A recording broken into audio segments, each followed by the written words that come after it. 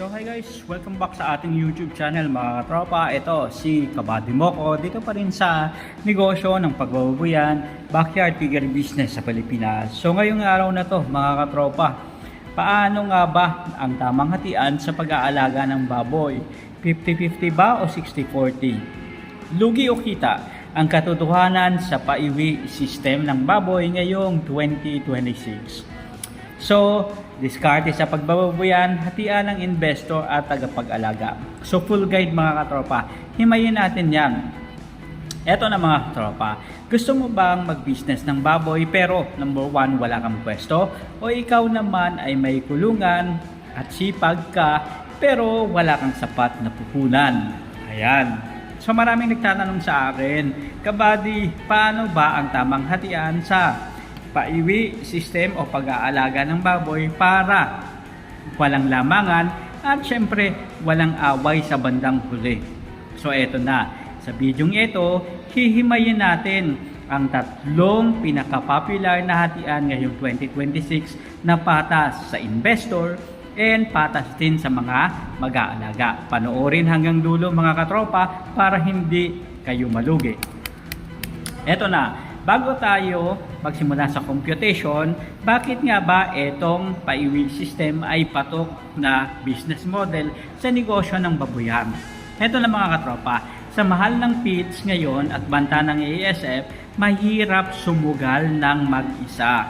Ang paiwi ay isang partnership. Si investor ang taya sa pera, which means biig, feeds at gamot.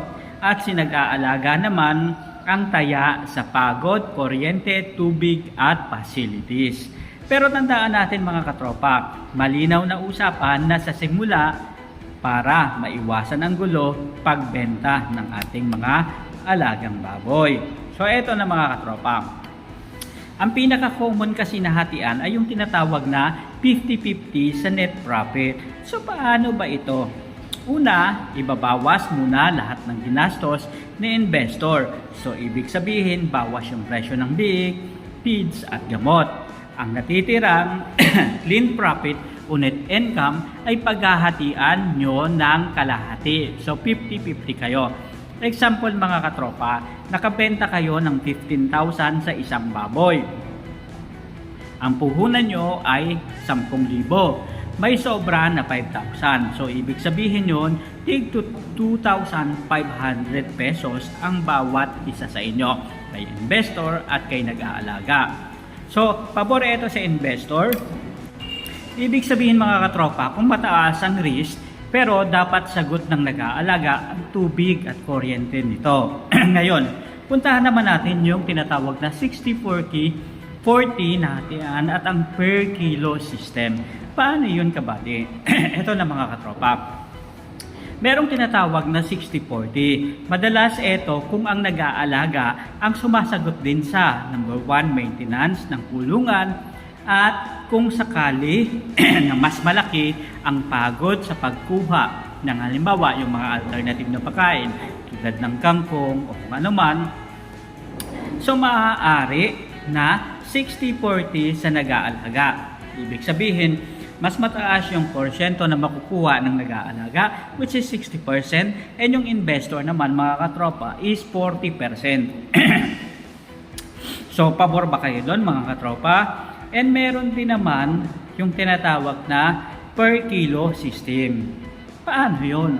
Dito binabayaran ng investor ang nag-aalaga ng fixed amount, mga katropa. Halimbawa nito, 15 pesos hanggang 20 pesos kada kilong bibigatin ng baboy sa loob ng 4 na buwan.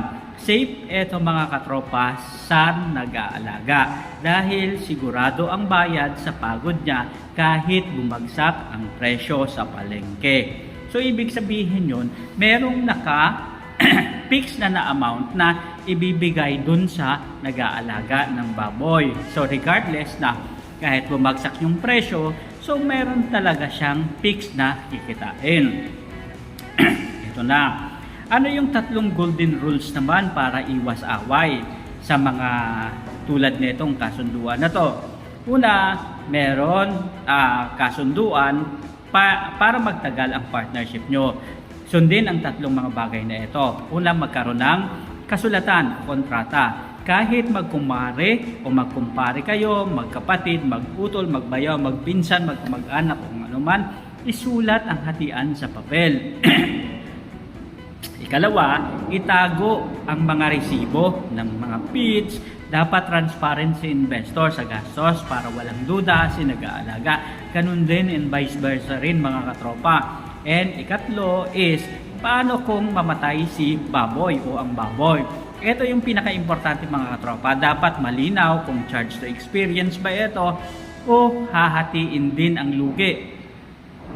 Karaniwan kung namamatay ang baboy dahil sa sakit o force majeure, yung iba pang mga bagay tulad ng bagyo at sakuna, talo pagod ng isa, talo ang pera ng isa. So ibig sabihin, pagod yung nag-aalaga and talo naman, luging-lugi naman yung nag-invest mga katropa. So dito makikita natin na mayroong advantage and disadvantage yung iba't ibang model na katulad nito mga katropa. Pero para sa inyo, ano ba talaga sa tingin ninyo yung mas magandang sistema at concept ng paiwi system? Payag ba kayo na 50-50 o 60-40 o iba pang sistema mga katropa o yung tinatawag na per kilo system? Sa ganito kasing sistema, maraming mga bagay at iba't iba yung sistema. Depende mga katropa yan sa mapagkakasunduan ninyo. Kasi sa bandang huli, kayo yung nagkasundo, magkabilang party, nag-aalaga at nagpapaalaga. And make sure na mayroon kayong kasulatan and nag-agree kayo sa isa't isa.